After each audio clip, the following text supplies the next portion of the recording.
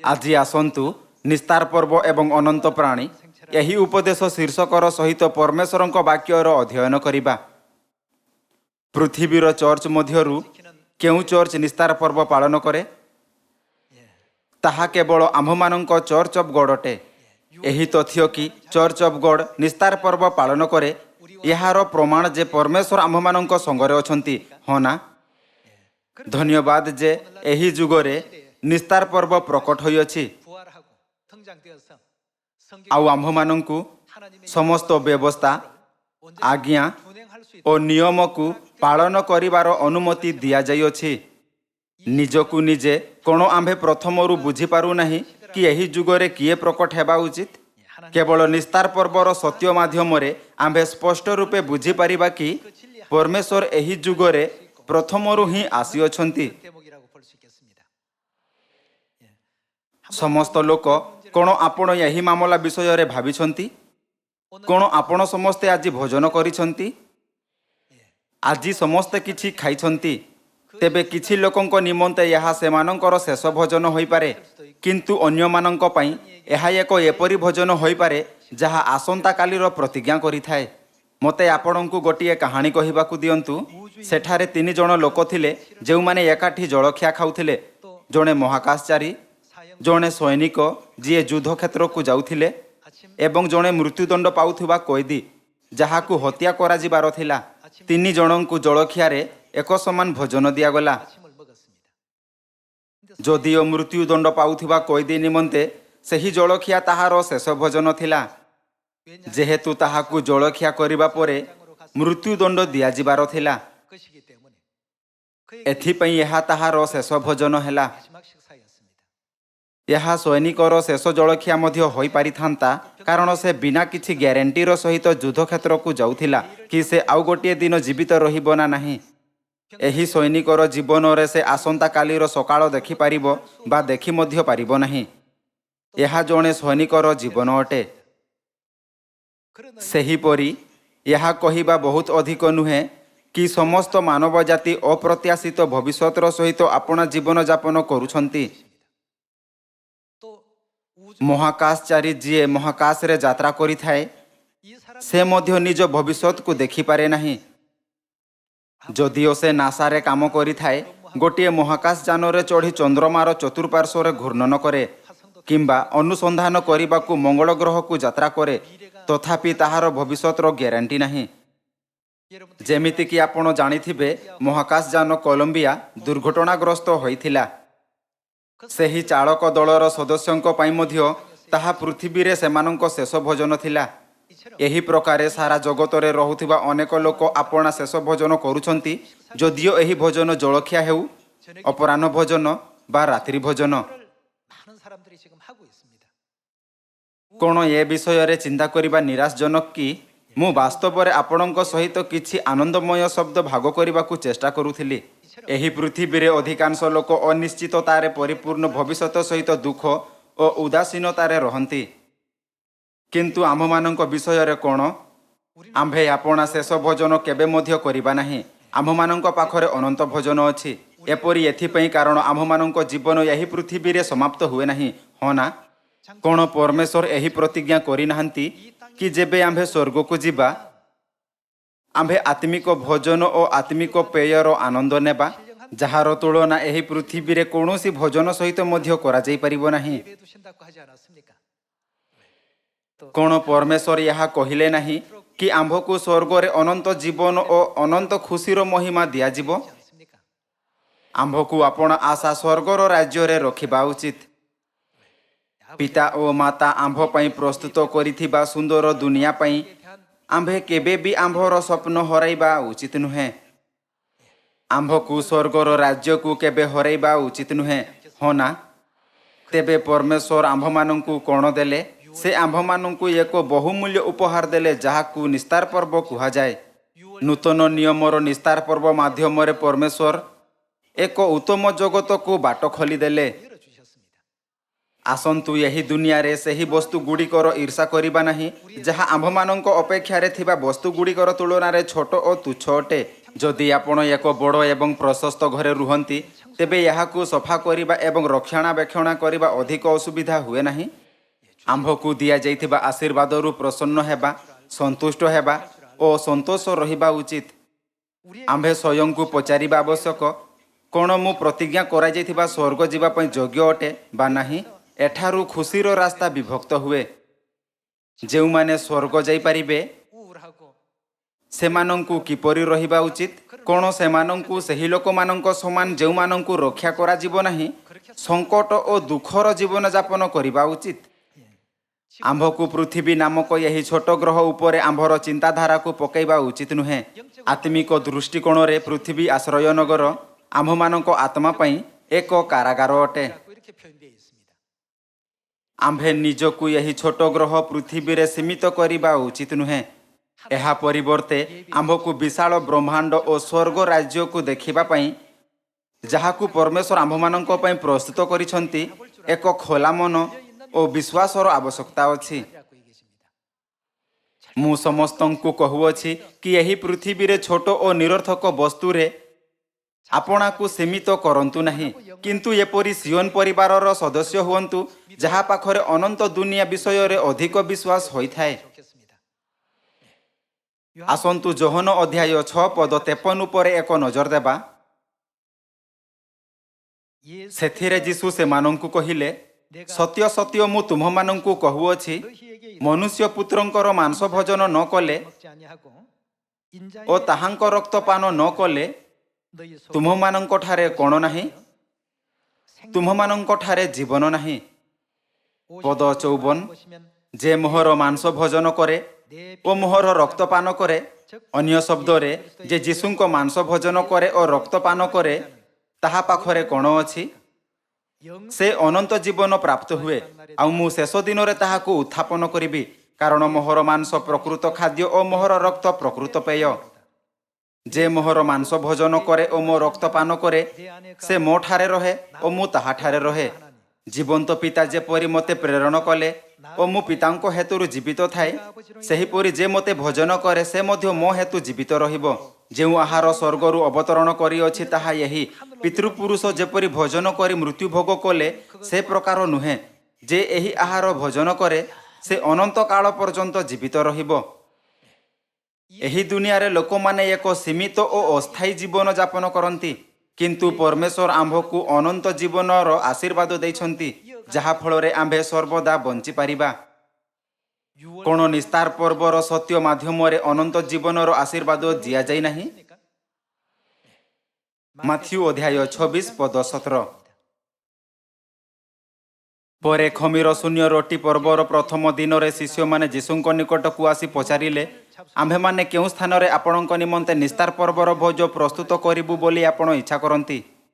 ଯୀଶୁ କହିଲେ, ନଗରରେ ଯାଇ ଅମୁକ ଲୋକଙ୍କ ନିକଟକୁ ଯାଇ କୁହ, ଗୁରୁ କହୁଅଛନ୍ତି, ମୋହର କାଳ ସନ୍ନିକଟ, ମୁଁ ମୋହର ଶିଷ୍ୟମାନଙ୍କ ସହିତ ତୁମ୍ଭ ଗୃହରେ ନିସ୍ତାର ପର୍ବ ପାଳନ କରିବି।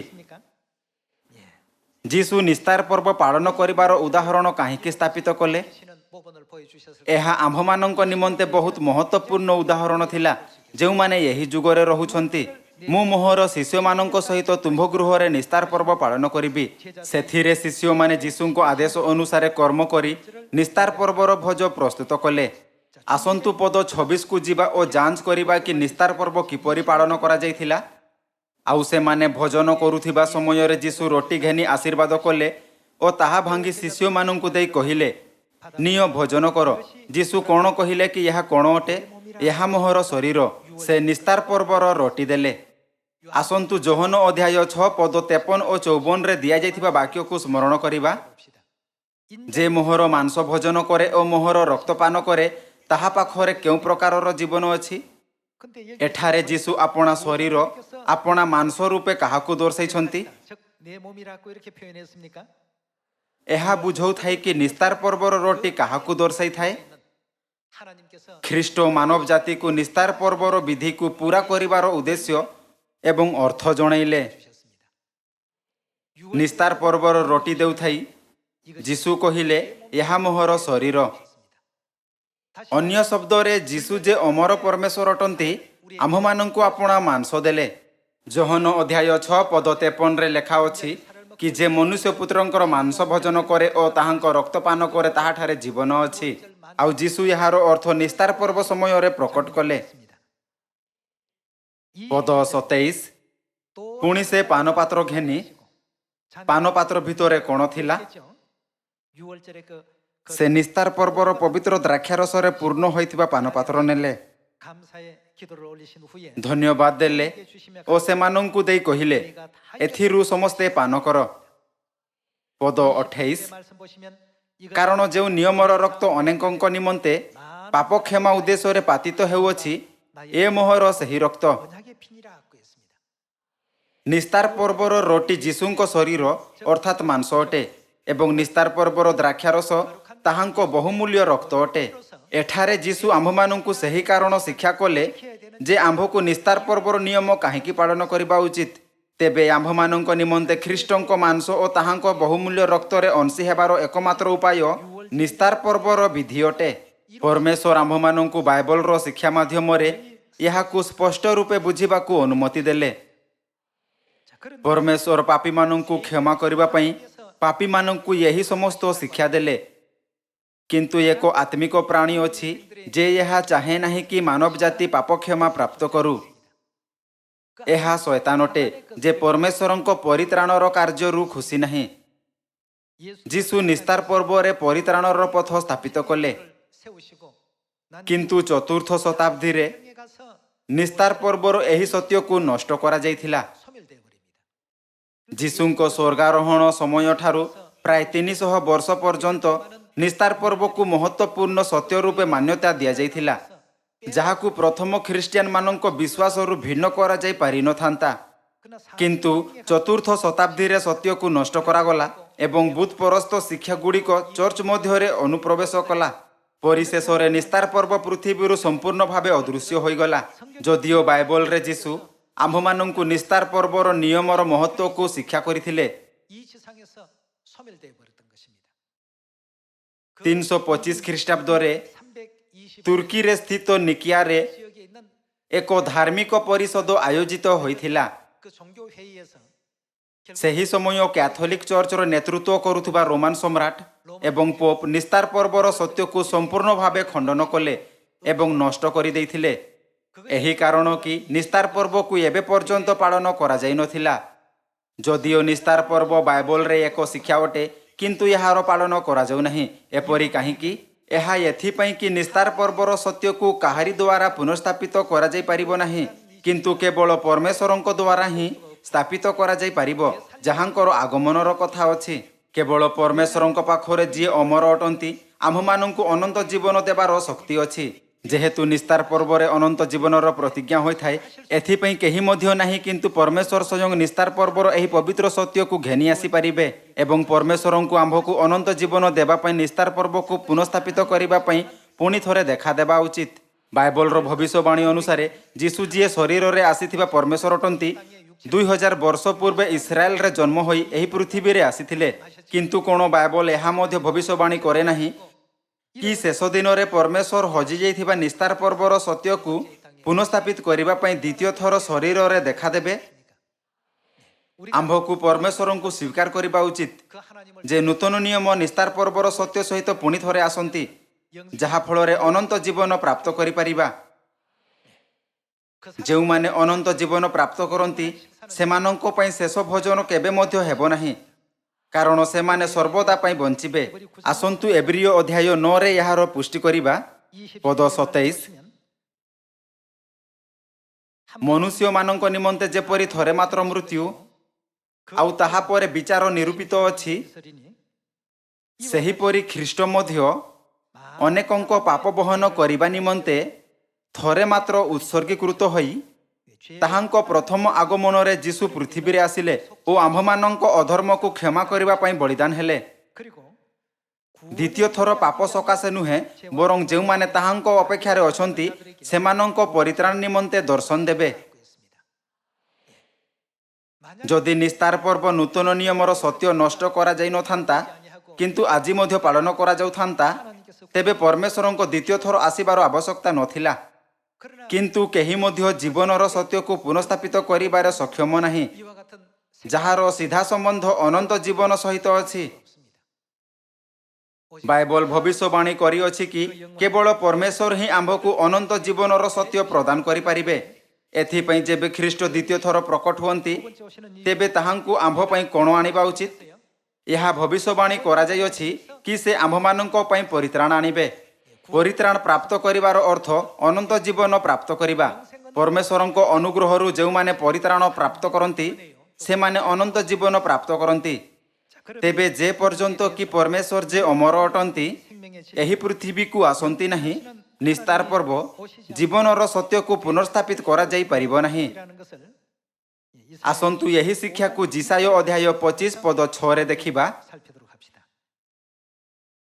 ପୁଣି ସୈନ୍ୟାଧିପତି ସଦାପ୍ରଭୁ ଏହି ପର୍ବତର ଅର୍ଥ ସିୟନ ପର୍ବତ ଅଟେ। ହଁ ନା?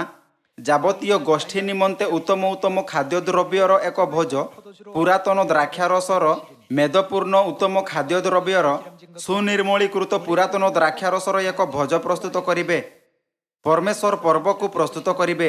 ପରମେଶ୍ୱର ସୁନିର୍ମଳୀକୃତ ପୁରାତନ ଦ୍ରାକ୍ଷାରସର ଏକ ଭୋଜ ପ୍ରସ୍ତୁତ କରିବେ। ପଦ 7 ଆଉ ସର୍ବଗୋଷ୍ଠୀୟମାନଙ୍କ ଉପରେ ଯେଉଁ ଓଢ଼ଣା ପଡ଼ିଅଛି ଓ ସର୍ବଦେଶୀୟମାନଙ୍କ ଉପରେ ଯେଉଁ ଆବରକ ବସ୍ତ୍ର ପ୍ରସାରିତ ହୋଇଅଛି ତାହା ସେ ଏହି ପର୍ବତରେ ବିନାଶ କରିବେ। ସେ କାହାର ବିନାଶ କରିବେ? ଏହାର ଅର୍ଥ କି ପରମେଶ୍ୱର ମୃତ୍ୟୁର ସର୍ବଦା ନିମନ୍ତେ ବିନାଶ କରିବେ। ଶେଷରେ ଏହାର ଅର୍ଥ କି ପରମେଶ୍ୱର ଆମ୍ଭକୁ ଅନନ୍ତ ଜୀବନ ଦେବା ନିମନ୍ତେ ସୁନିର୍ମଳୀକୃତ ଦ୍ରାକ୍ଷାରସର ସହିତ ଭୋଜ ପ୍ରସ୍ତୁତ କରିବେ। ତେବେ ବାଇବଲର 66 ପୁସ୍ତକରେ କେଉଁ ପର୍ବରେ ଦ୍ରାକ୍ଷାରସ ମାଧ୍ୟମରେ ଦିଆଯାଇଥିବା ଅନନ୍ତ ଜୀବନର ପ୍ରତିଜ୍ଞା ସାମିଲ ଅଛି? ନିସ୍ତାର ପର୍ବ ବ୍ୟତୀତ ଅନ୍ୟ କୌଣସି ଶିକ୍ଷାରେ ଏପରି କିଛି ପ୍ରତିଜ୍ଞା ନାହିଁ। ଯୀଶୁ ପ୍ରତିଜ୍ଞା କରିଥିଲେ ଯେ ମନୁଷ୍ୟ ପୁତ୍ରଙ୍କର ମାଂସ ଭୋଜନ କରେ ଓ ତାହାଙ୍କ ରକ୍ତ ପାନ କରେ ସେ ଅନନ୍ତ ଜୀବନ ପ୍ରାପ୍ତ ହୁଏ, ଆଉ ମୁଁ ଶେଷ ଦିନରେ ତାହାକୁ ଉତ୍ଥାପନ କରିବି। ସେ ନିସ୍ତାର ପର୍ବର ପବିତ୍ର ଭୋଜ ସମୟରେ ଆପଣା ମାଂସ ଭୋଜନ କରିବା ଓ ଆପଣା ରକ୍ତ ପାନ କରିବାର ଉପାୟ ଜଣାଇଲେ। କ'ଣ ଯୀଶୁ ନିସ୍ତାର ପର୍ବର ରୋଟି ଓ ଦ୍ରାକ୍ଷାରସର ପ୍ରକୃତ ଅର୍ଥ ଘୋଷଣା କରୁଥାଇ କହିଲେ ନାହିଁ କି ଏହି ରୋଟି ମୋହର ଶରୀର ଓ ଏହି ପାନପାତ୍ର ନିୟମର ମୋହର ସେହି ରକ୍ତ ଯାହା ଅନେକଙ୍କ ନିମନ୍ତେ ପାପକ୍ଷମା ଉଦ୍ଦେଶ୍ୟରେ ପାତିତ ହେଉଅଛି? ଯେହେତୁ ଏହା କହିଥାଏ କି ସେ ମୃତ୍ୟୁର ସର୍ବଦା ନିମନ୍ତେ ବିନାଶ କରିବେ, ତେବେ ଆମ୍ଭମାନଙ୍କୁ ଅନନ୍ତ ଜୀବନ ଦେଉଥିବା ଦ୍ରାକ୍ଷାରସ କେବଳ ନୂତନ ନିୟମର ନିସ୍ତାର ପର୍ବର ଦ୍ରାକ୍ଷାରସ ଅଟେ। ଆସନ୍ତୁ ପଦ 8 ପୁଣି ଥରେ ଦେଖିବା। ସେ ମୃତ୍ୟୁକୁ ଅନନ୍ତ କାଳ ନିମନ୍ତେ ଗ୍ରାସ କରିଅଛନ୍ତି ଓ ପ୍ରଭୁ ସଦାପ୍ରଭୁ ସମସ୍ତଙ୍କ ମୁଖରୁ ଲୋତକ ଜଳ ପୋଛିଦେବେ ଓ ସମୁଦାୟ ପୃଥିବୀରୁ ଆପଣା ଲୋକମାନଙ୍କର ଦୁର୍ନାମ ଦୂର କରିବେ, କାରଣ ସଦାପ୍ରଭୁ ଏହି କଥା କହିଅଛନ୍ତି। ପୁଣି ସେହି ଦିନ ଏହି କଥା କୁହାଯିବ। ନୂତନ ନିୟମର ନିସ୍ତାର ପର୍ବର ସତ୍ୟକୁ ଆଣୁଥିବା ବ୍ୟକ୍ତିର ବିଷୟରେ ବାଇବଲ କ'ଣ କହିଥାଏ? ଏହା ଭବିଷ୍ୟବାଣୀ କରାଯାଇଥିଲା, ଦେଖ ଏହି ଆମ୍ଭମାନଙ୍କର ପରମେଶ୍ୱର। ଏହି କାରଣରୁ ନିସ୍ତାର ପର୍ବର ସତ୍ୟ 325 ଖ୍ରୀଷ୍ଟାବ୍ଦ ପରେ ପାଳନ କରାଯାଇ ନାହିଁ। ଯଦିଓ କେତେକ ଧର୍ମଶାସ୍ତ୍ରୀୟମାନେ ବାଇବଲକୁ ସହସ୍ର ଥର ଅଧ୍ୟୟନ କଲେ, ଅନ୍ୟ ଶବ୍ଦରେ ଏହା ସ୍ପଷ୍ଟ କରାଯାଇନଥିଲା। କାରଣ କ'ଣ ଥିଲା? ଏପରି ଏଥିପାଇଁ କାରଣ କାହାକୁ ନୂତନ ନିୟମର ନିସ୍ତାର ପର୍ବର ସତ୍ୟ ଘେନି ଆସିବା ଆବଶ୍ୟକ? ଏହା କାହାର ଭୂମିକା ଅଟେ? ଆସନ୍ତୁ ଧରିନେବା କି ଏହା ଏକ ନାଟକର ସ୍କ୍ରିପ୍ଟ।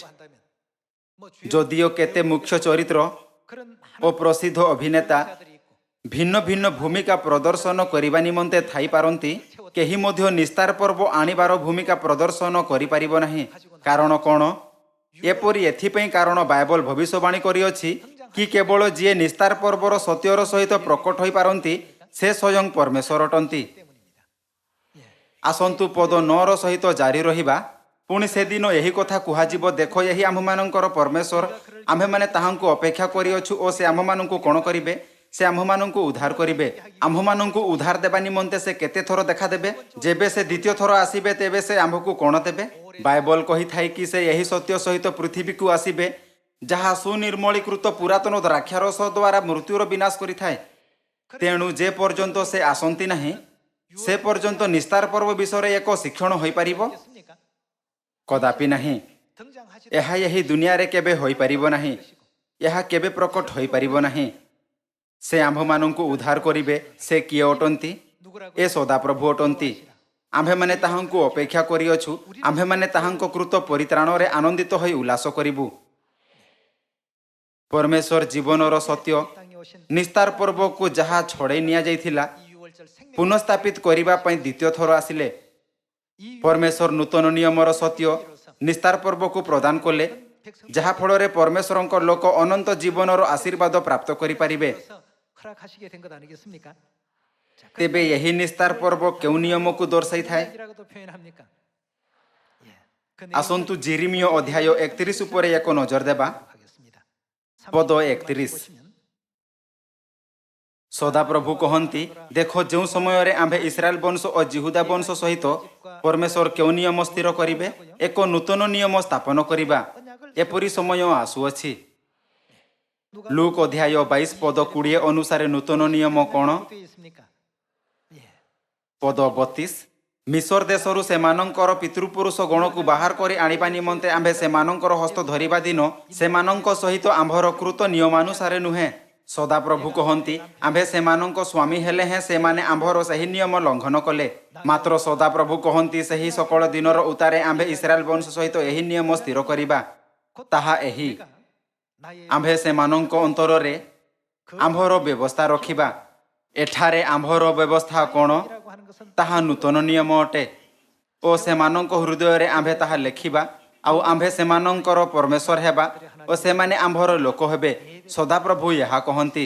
ଅନ୍ୟ ଶବ୍ଦରେ କ'ଣ ଏହାର ଅର୍ଥ ଏହା ନୁହେଁ କି ପରମେଶ୍ୱର ସେମାନଙ୍କୁ ପରିତ୍ରାଣ ପାଇବାର ଅନୁମତି ଦେବେ? କାହା ମାଧ୍ୟମରେ? ନୂତନ ନିୟମର ନିସ୍ତାର ପର୍ବ ମାଧ୍ୟମରେ। ଯେମିତି ଯେମିତି ନିସ୍ତାର ପର୍ବ ପାଖେଇ ଆସୁଛି, ଆମ୍ଭକୁ କେବେ ଏପରି ଭାବିବା ଉଚିତ ନୁହେଁ କି ଏହା କେବଳ ଏକ ନିୟମ ଯାହାକୁ ଆମ୍ଭମାନଙ୍କୁ ପାଳନ କରିବା ଉଚିତ। ନିସ୍ତାର ପର୍ବ ମାନବ ଜାତିର ପରିତ୍ରାଣ ନିମନ୍ତେ ଦିଆଯାଇଥିବା ସବୁଠାରୁ ମହତ୍ତ୍ୱପୂର୍ଣ୍ଣ ସନ୍ଦେଶ ଅଟେ। ମାନବ ଜାତି ନିମନ୍ତେ ଯାହାର ଭବିଷ୍ୟତ ନିଶ୍ଚିତ ଅଟେ, ଆଉ ଯାହାର ଜୀବନ କ୍ଳାନ୍ତ ଏବଂ ଅପ୍ରତ୍ୟାଶିତ ଅଟେ, ପରମେଶ୍ୱର ଅନନ୍ତ ଜୀବନ ଦେବା ନିମନ୍ତେ ପୃଥିବୀକୁ ଆସିଲେ ଓ ନିସ୍ତାର ପର୍ବର ଆନନ୍ଦଦାୟକ ସନ୍ଦେଶ ଦେଲେ। ଆମ୍ଭକୁ ନୂତନ ନିୟମର ସମସ୍ତ ସତ୍ୟକୁ ଯାହା ଆଜି ଆମ୍ଭେ ପାଳନ କରୁଅଛୁ କେବେ ହାଲୁକାରେ ନେବା ଉଚିତ ନୁହେଁ। ଏହି ଯୁଗରେ ନିସ୍ତାର ପର୍ବର ସତ୍ୟକୁ ପୁନଃସ୍ଥାପିତ କରିବା ପାଇଁ ପରମେଶ୍ୱରଙ୍କୁ ସହସ୍ର ବର୍ଷ ପର୍ଯ୍ୟନ୍ତ କ'ଣ ସହ୍ୟ କରିବାକୁ ପଡ଼ିଲା? କେବଳ ଏହି ଯୁଗରେ ଆମ୍ଭମାନଙ୍କୁ ଏହି ବହୁମୂଲ୍ୟ ଉପହାର ଦେବା ନିମନ୍ତେ ପରମେଶ୍ୱରଙ୍କୁ ଶୈତାନର ବିରୁଦ୍ଧରେ ଯୁଦ୍ଧ କରିବାକୁ ପଡ଼ିଲା। ଆସନ୍ତୁ ଏପରି କହିବା ନାହିଁ କି ଆମ୍ଭମାନଙ୍କ ନିମନ୍ତେ ପ୍ରତ୍ୟେକ ବର୍ଷ ପବିତ୍ର କ୍ୟାଲେଣ୍ଡର ଅନୁସାରେ ପ୍ରଥମ ମାସର ଚତୁର୍ଦ୍ଦଶ ଦିନ ନିସ୍ତାର ପର୍ବ ପାଳନ କରିବା ପର୍ଯ୍ୟାପ୍ତ ଅଟେ। ଏହି ବହୁମୂଲ୍ୟ ଉପହାରକୁ ଆମ୍ଭମାନଙ୍କ ହସ୍ତରେ ଦେବା ନିମନ୍ତେ ପିତା ଓ ମାତା ପ୍ରତ୍ୟେକ ଦିନ ଆତ୍ମିକ ଯୁଦ୍ଧ କରୁଛନ୍ତି। ଯଦିଓ ନିସ୍ତାର ପର୍ବ ସ୍ୱର୍ଗୀୟ ନାଗରିକମାନଙ୍କ ପାଇଁ ଅଟେ, କିନ୍ତୁ ଶୈତାନ ସତ୍ୟକୁ ଚୋରି କରି ବିକୃତ କରିଦେଲା। ପରମେଶ୍ୱର ଆମ୍ଭକୁ ଏହା ଦେବା ନିମନ୍ତେ କିଛି ଚେଷ୍ଟା ଛାଡ଼ିଲେ ନାହିଁ। ଏଥିପାଇଁ ଆମ୍ଭକୁ ଏହା ବୁଝାଉଥାଇ ନିସ୍ତାର ପର୍ବ ପାଳନ କରିବା ଉଚିତ କି ପରମେଶ୍ୱର ଆମ୍ଭମାନଙ୍କ ନିମନ୍ତେ କେତେ ଚେଷ୍ଟା କରିଛନ୍ତି। ଯେରେମିୟ ଅଧ୍ୟାୟ 31ରେ କୁହାଯାଇଅଛି କି ଯେଉଁମାନେ ପରମେଶ୍ୱରଙ୍କ ନୂତନ ନିୟମର ବ୍ୟବସ୍ଥା ପାଳନ କରନ୍ତି ସେମାନେ ପରମେଶ୍ୱରଙ୍କ ଲୋକ ଅଟନ୍ତି। ହଁ ନା? ଆସନ୍ତୁ ପଦ 34ର ସହିତ ଜାରି ରହିବା। ପୁଣି ତୁମ୍ଭେମାନେ ପରମେଶ୍ୱରଙ୍କୁ ଜ୍ଞାତ ହୁଅ ବୋଲି କହିବାକୁ ପଡ଼ିବ ନାହିଁ। କାରଣ କ'ଣ? ତାହାକୁ ଦେଖି ଯାହା ଅନନ୍ତ ଜୀବନର ବ୍ୟବସ୍ଥା ସହିତ ପ୍ରକଟ ହୋଇଥାଏ, ସେମାନେ କିଛି ନ କହି ଚିହ୍ନି ପାରିବେ କି ସେ କିଏ ଥିଲେ। ଏ ଆମ୍ଭମାନଙ୍କ ପରମେଶ୍ୱର ଯାହାଙ୍କ ଆମ୍ଭେ ଅପେକ୍ଷାରେ ଥିଲୁ, ସେ ସେହି ଅଟନ୍ତି ଯାହାଙ୍କ ବିଷୟରେ ଭବିଷ୍ୟତ ବକ୍ତା ଯିଶାୟ ଭବିଷ୍ୟବାଣୀ କରିଥିଲେ। ଏ ଆମ୍ଭମାନଙ୍କ ପରମେଶ୍ୱର ଯେ ସୁନିର୍ମଳୀକୃତ ପୁରାତନ ଦ୍ରାକ୍ଷାରସ ସହିତ ମୃତ୍ୟୁର ସର୍ବଦା ନିମନ୍ତେ ବିନାଶ କରିଛନ୍ତି, ଯାହାକୁ ଲମ୍ବା ସମୟ ପର୍ଯ୍ୟନ୍ତ ସ୍ଥାପିତ କରାଯାଇନଥିଲା। କାରଣ ସଦାପ୍ରଭୁ କହନ୍ତି, ସେମାନଙ୍କର କ୍ଷୁଦ୍ରତମ ଠାରୁ ମହତ୍ତମ ପର୍ଯ୍ୟନ୍ତ ସମସ୍ତେ ଆମ୍ଭକୁ ଜ୍ଞାତ ହେବେ, ଯେହେତୁ ଆମ୍ଭେ ସେମାନଙ୍କର ଅପରାଧ କ୍ଷମା କରିବା ଓ ସେମାନଙ୍କର ପାପ ଆମ୍ଭେ ଆଉ ସ୍ମରଣ କରିବା ନାହିଁ। ନୂତନ ନିୟମ ନିସ୍ତାର ପର୍ବର ଏହି ବହୁମୂଲ୍ୟ ସତ୍ୟ ଆମ୍ଭକୁ ପ୍ରଦାନ କରାଯାଇଅଛି। ପରମେଶ୍ୱର ଶରୀରରେ ପୃଥିବୀକୁ ଆସିଲେ ଏବଂ କ୍ରୁଶରେ ଆପଣ ରକ୍ତ ନିର୍ଗତ କରୁଥାଇ ଏବଂ ଅତ୍ୟଧିକ ଯନ୍ତ୍ରଣା ଏବଂ ପୀଡ଼ା ସହ୍ୟ କରୁଥାଇ ନୂତନ ନିୟମର ସତ୍ୟ ସ୍ଥାପିତ କଲେ। କିନ୍ତୁ ଏହି ସତ୍ୟକୁ ଶୈତାନ ନଷ୍ଟ କରିଦେଲା। ଶେଷ ଦିନରେ ନିସ୍ତାର ପର୍ବକୁ ପୁନଃସ୍ଥାପିତ କରିବା ପାଇଁ ପରମେଶ୍ୱର ପୁଣି ଥରେ ପୃଥିବୀକୁ ଆସିଲେ। ଆମ୍ଭକୁ ପବିତ୍ର ନିସ୍ତାର ପର୍ବକୁ କେବଳ ରୁଟିର ଏକ ଖଣ୍ଡ ଭୋଜନ କରିବା ଏବଂ ଗୋଟିଏ କପ୍ ଦ୍ରାକ୍ଷାରସ ପାନ କରିବାର ଏକ ବିଧି ରୂପେ ପାଳନ କରିବା ଉଚିତ ନୁହେଁ। ଯୀଶୁ ତାଙ୍କୁ କହିଲେ, ଯେ ମୋ ଠାରେ ବିଶ୍ୱାସ କରେ ସେ ଯଦ୍ୟପି ମରେ ତଥାପି ସେ ବଞ୍ଚିବ। ପୁଣି ଯେ କେହି ବଞ୍ଚେ ଓ ମୋ ଠାରେ ବିଶ୍ୱାସ କରେ ସେ କଦାପି କେବେ ହେଁ ମରିବ ନାହିଁ। କେବଳ ଯେବେ ଆମ୍ଭେ ନିସ୍ତାର ପର୍ବର ବିଧିରେ ପରମେଶ୍ୱରଙ୍କ ଏହି ପ୍ରତିଜ୍ଞାକୁ ସ୍ୱୀକାର କରିଥାଉ, ତେବେ ପିତା ଓ ମାତା ଆମ୍ଭକୁ ସ୍ୱର୍ଗ ପର୍ଯ୍ୟନ୍ତ ନେଇଯାଇପାରିବେ। परमेश्वर उत्सुकतारे आम्भकु अनंत जीवन देबाकु चाहंती कारण से दृढ़तारे आम्भकु स्वर्ग को नेबाकु स्थिर करिसंती। 의지가 있습니다. आसंतु आम्भे प्रकाशित वाक्य अध्याय 21 रे आउ एक वाक्य देखिबा। प्रकाशित वाक्य अध्याय 21 पद 4 सेमानंक चक्षुरु समस्त अश्रु जल पोछि देबे मृत्यु आउ घटिबो नाही। 라고 했습니다. ଏହା କେଉଁ ପ୍ରକାରର ସ୍ଥାନ ଅଟେ? ଏହା ସ୍ୱର୍ଗର ରାଜ୍ୟ ଅଟେ। ସ୍ୱର୍ଗ ଏକ ଏପରି ସ୍ଥାନ ଯେଉଁଠି ମୃତ୍ୟୁ ନାହିଁ ମାତ୍ର କେବଳ ଅନନ୍ତ ଜୀବନ ଅଛି। ଆମ୍ଭକୁ ସେହି ସ୍ଥାନ ପର୍ଯ୍ୟନ୍ତ ନେବାକୁ परमेश्वर निस्तार पर्व माध्यमरे आम्भ उपरे आपणा मुद्रांक देइछंती। से साक्ष्य देले कि जो माने नूतन नियम निस्तार पर्वर सत्यरे अछंती से माने परमेश्वरंक संतान अटंती। आपणा अनंत मांस और रक्त माध्यमरे परमेश्वर पुष्टि कले कि आम्भे ताहांक पुत्र और कन्या अटु। आसंतु पद 4 देखिबा। पुणी ईश्वर स्वयं सेमानंक संगरे रहिबे और सेमानंक चक्षुरु समस्त अश्रु जल पोछि देबे मृत्यु आउ घटिबो नाही। शोक कि क्रंदन कि व्यथा आउ हेबो नाही कारण पूर्व विषय सबु लोप पाई अछि। वाक्य आउ हेबो नाही महत्वपूर्ण अटे। एहार अर्थ कि एहा आउ नाही। कोन आपणंक मध्यरु काहारिकु कोनोसी रोग बा शरीर रे जंत्रणा नाही? आपणंक पिठी किंबा गंठी रे जंत्रणा थाई पारे बा आपणंकु प्रबल मुंडबिंधा मध्य होई पारे आउ हेबो नाही। वाक्य रे परमेश्वर प्रतिज्ञा करंती कि जेबे आम्भे आपणा स्वर्गीय घर को फेरिबा तेबे आम्भे यही जंत्रणा एवं पीड़ा को केबे अनुभव करिबा नाही। एही कारण कि आम्भकु आपणा जंत्रणा सह्य करिबा उचित आउ आपणा असुविधा रे विजय प्राप्त हेबा उचित। कोन परमेश्वर आम्भकु प्रथमरु ही आम्भमानंक समस्त बाधा उपरे विजय पाइबार स्पष्ट कारण देई नाहंती? सेही दुनिया जेउठी आम्भे प्रवेश करिबा आम्भमानंक घर अटे। पद 5 परे सिंहासन उपविष्ट व्यक्ति कहिले देखो आम्भे समस्त विषय नूतन करूअछु। देखो आम्भे समस्त विषय नूतन करूअछु। आउ से कहिले लेख कारण एही समस्त वाक्य विश्वसनीय और सत्य। एही समस्त परमेश्वरंक वाक्य अटे। एपरी अद्भुत दुनिया आम्भमानंक अपेक्षा करूअछि कारण परमेश्वर केवल आपणा संतान मानंकु गौरवशाली दुनिया को नहीं जिबाकु चाहंती। परमेश्वरंकु आपणा संतानंकु अन्यमानंक ठारु भिन्न करिवार आवश्यकता अछि। एही कारण हेतु कोन यहा कुहा जाई नाही कि परमेश्वर आपणा लोकमानंक कपाଳରେ आपणा नामर मोहर देबे? जेमिति कि लेखा अछि नूतन जेरुसालेम आम्भर ईश्वरंक सही नगरीर नाम पुणी आम्भर निजर नूतन नाम ताहा उपरे लेखिबु। आम्भ उपरे आत्मिक मुद्रा देउथाई परमेश्वर कहिले तुम्भे आम्भर लोक आम्भर संतानट। परमेश्वर एही प्रकार आम्भमानंक पथ प्रदर्शन करिवार प्रतिज्ञा करंती। आसंतु भाबिबा मु परमेश्वरंक ठारे स्थिर रही परमेश्वरंक पुत्र हेबी और परमेश्वरंक कन्या हेबी। दया करी आम्भकु आपणा अनंत जीवनर पवित्र मांस प्रदान करंतु आउ आपणंक रक्त को जहा आपण आम्भमानंक अपराधर क्षमा निमंते प्रस्तुत करिसंती आम्भ मध्यरे कार्य करिबाकु दियंतु। सेही दिन जेबे आम्भे परमेश्वरंक मांस भोजन करू और ताहांक रक्त पान करू ताहा निस्तार पर्व अटे। होना समस्त लोक दुनियार लोक केबे मध्य निस्तार पर्वर अर्थ और आशीर्वाद जानती नहीं। आसंतु आम्भे आपणा पड़ोशी मानंकु प्रचार करिबा और सियोन रे नूतन सदस्यंकु सिखाइबा जो माने एबे पर्यंत निस्तार पर्वर मूल्य को संपूर्ण रूपे बुझंती नहीं। जहा फल रे एही वर्ष सारा जगतर समस्त सियोन निस्तार पर्व रे परमेश्वरंक अनुग्रह रे परिपूर्ण हेबे। जदिओ स्वर्गीय पिता और स्वर्गीय माता आम्भकु रक्षा करिबा पई शरीर रे पृथ्वी को आसीछंती किंतु पिता और माता स्वर शुणिबार सुजोग मिलिबा बिना अनेक आत्मा मरी जाउछंती। आसंतु समस्तंकु प्रचार करिबा परमेश्वरंक संतानंक रूपे आसंतु आम्भे सारा जगत को आम्भमानंक स्वर्गीय माता पितांक प्रेम पहुंचाउ थाई जिए आम्भमानंकु यही अनंत भोजन रे भाग नेबार अनुमति दैछंती एही निस्तार पर्व को प्रस्तुत करिबा। एहा आशा करू थाई कि आपण बहुत अनुग्रह प्राप्त करिसंती। मु आजिर उपदेश समाप्त करबाकू चाहिबी। आपणक बहुत बहुत धन्यवाद।